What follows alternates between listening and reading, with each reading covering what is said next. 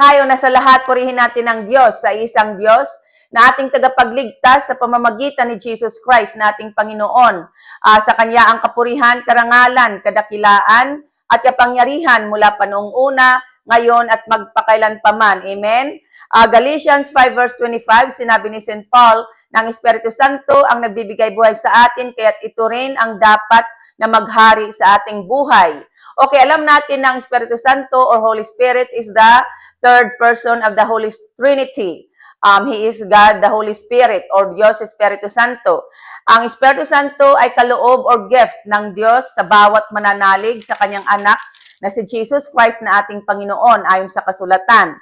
Okay, sinasabi sa kasulatan na ang Espiritu Santo ang nagbibigay buhay sa atin, ngunit hindi lamang iyan, sinasabi din sa kasulatan na ang Espiritu Santo ang nagpapalaya sa atin sa ilalim ng batas ng kasalanan at kamatayan. Sinasabi sa Romans 8 verse 1 to 2 na hindi nahahatulang maparusahan ang mga nakipag-isa kay Jesus Christ. Wala na ako sa ilalim ng batas ng kasalanan at kamatayan. Pinalaya na ako ng batas ng Espiritong nagbibigay buhay, bunga ng pakikipag-isa ko kay Jesus Christ.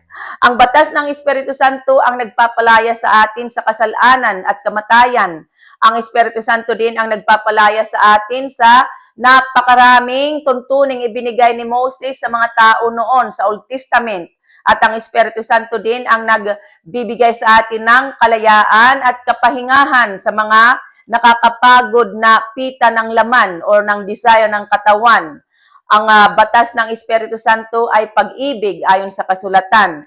Sinasabi din sa kasulatan na ang Espiritu Santo ang tatak sa atin ng Diyos, ang katibayan ng ating katubusan pagdating ng takdang panahon. Ito ay nasusulat sa Ephesians 4 verse 30.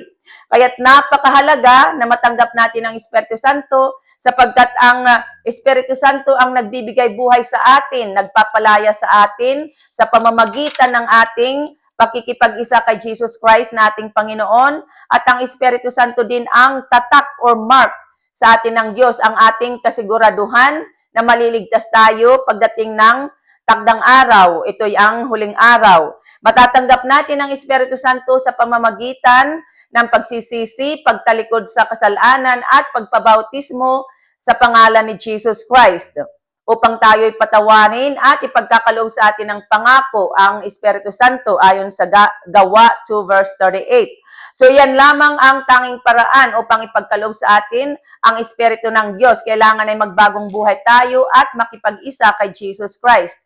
Ang pagiging Kristiyano ay hindi lamang iyong nagsisimba tayo every Sunday. Kailangan ay magbagong buhay tayo, kailangan ay ipanganak tayong muli tulad ng sinabi ng Panginoon sa John 3 verse 7. Sinabi ng Panginoon na lahat ay kailangang ipanganak na muli. Ibig sabihin, magbagong buhay tayo kay Kristo, magbagong buhay tayo at makipag-isa sa Panginoong Hesus. Ang ibig sabihin ng ipanganak na muli, ito'y mabautismuhan tayo sa tubig at espiritu. Kailangan ipanganak tayo sa espiritu ayon sa kasulatan. Kapag nagbagong buhay na tayo at natanggap or naipagkaloob na sa atin ng Espiritu Santo, tayo'y nagiging isang bagong nilalang, bagong panganak ayon sa 2 Corinthians 5 verse 17, na ang nakipag-isa kay Jesus Christ ay isa ng bagong nilalang, wala nang dating pagkatao, siya ay bago na. So, iyan ang nangyayari kapag nagbagong buhay tayo at nakipag-isa kay Jesus Christ. Tayo nagiging isang bagong nilalang or new creature. Ito dahil binabago tayo ng Espiritu Santo sa loob at labas ayon sa kasulatan.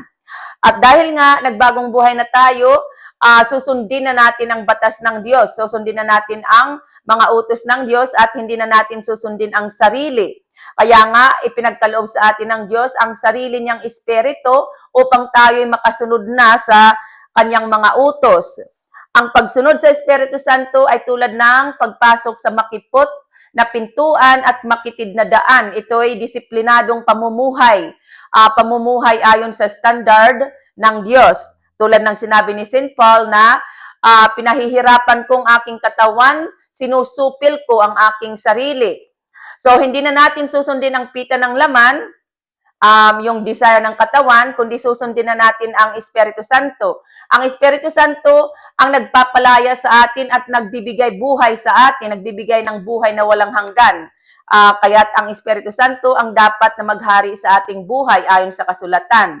Ito ang sa Espiritu Santo, pag-ibig, kapayapaan, kagalakan, katyagaan, kabaitan, kabutihan, katapatan, kahinahunan at pagpipigil sa sarili. Sinabi ni St. Paul na walang utos laban sa ganitong mga bagay. At sinabi din ni St. Paul na kung kayo'y pinapatnubay ng Espiritu Santo, wala na kayo sa ilalim ng kautusan.